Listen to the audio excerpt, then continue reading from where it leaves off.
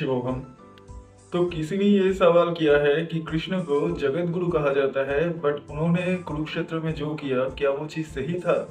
उन्होंने भीष्म, कर्ण और द्रोणाचार्य को छल से मारा। उन्होंने एक से ज़्यादा शादी भी की। क्या ऐसा व्यक्ति का चरित्र कोई आदर्श पुरुष की चरित्र की निशानी हो सकती है?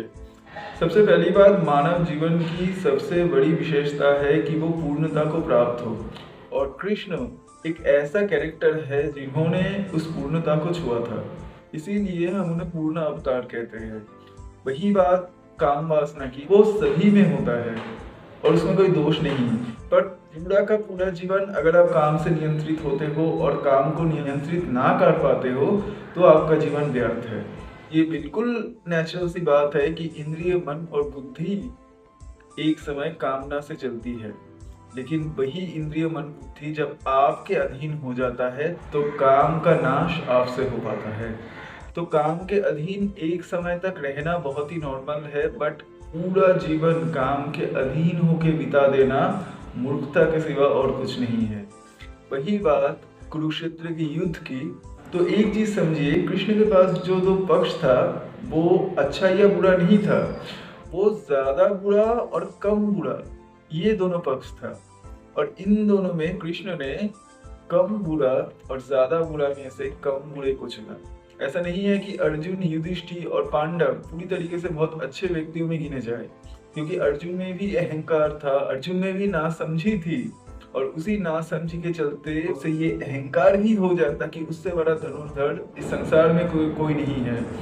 युधिष्ठिर में भी बहुत ज्यादा नकारात्मकता थी, वो कभी भी कुछ भी वचन दे देता था। उसने धर्म और नीति में भेद कभी समझा ही नहीं। लेकिन वहीं पे अगर आप कौरवों की सेना की तरफ देखो तो कर्ण एक ऐसा योद्धा था जिन्होंने अपने स्ट्रगल के दम पे अपने आप को खड़ा किया था। ऊपर से वो दानवीर भी थे, चरित्रवान भी थे। इसीलिए कृष्ण ने बार बार कर्ण को अपने पक्ष में लाने की कोशिश की, लेकिन जब ये नहीं हो पाया तब कृष्ण को युद्ध में कर्ण को छल से मरवाना पड़ा, क्योंकि कर्ण और भीष्म कवच थे दुर्योधन और कौरवों का। तो अगर उनको ना मारा जाए तो दुर्योधन और पूरी की पूरी कौरव सेना का संहार हो नहीं सकता था। लक्ष्य अगर सही है तो रास्ता चाहे कुछ भी हो वो गलत नहीं होता, बट अगर आप रास्ते को पकड़ के रखते हो तो आप लक्ष्य तक पहुंचोगे कि नहीं, इसका कोई गारंटी नहीं होता है। तो एक चीज आपको ध्यान से समझना होगा कि कार्य इंपॉर्टेंट नहीं है, कार्य के पीछे का जो इंटेंशन है वो ज्यादा इंपॉर्टेंट है। अगर उनके पास ये ऑप्शन होता कि वो अर्जुन और कर्ण में किसी एक को चुने तो वो डेफिनेटली कर्ण को ही चुनते, लेकिन उनके पास ऑप्शन था कि अर्जुन और दुर्योधन में किसी एक को चुना जाए, तो उन्होंने अर्जुन को चुना। और एक चीज, जहां तक बात है कैरेक्टर की, तो कृष्ण का पूरा सूत्र यही है कि कामना को जड़ से उखाड़ देना, और कामना का आश्रय स्थल आपका मन होता है।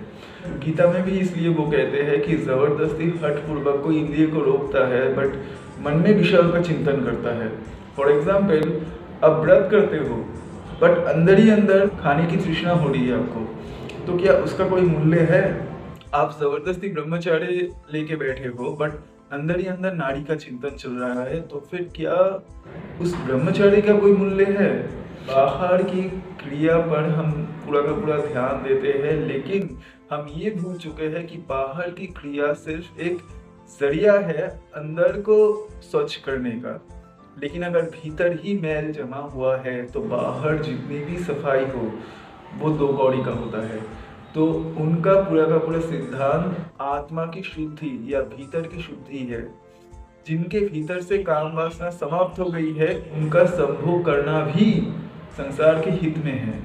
वो काम के पक्ष में बिल्कुल नहीं है, लेकिन कोई काम से मुक्त होकर संभोग में लिप्त हो वो उसके भी विपक्ष में नहीं है, क्योंकि कामना से की गई पूजा भी आपको बांधती है और काम रहित होके किया गया संभोग भी मुक्ति प्रदान करता है। और इसका जीता जागता उदाहरण अगर हम देखें तो कृष्ण के ही माता पिता थे, या स्वामी विवेकानंद के माता पिता थे, या बुद्ध की माता पिता थे।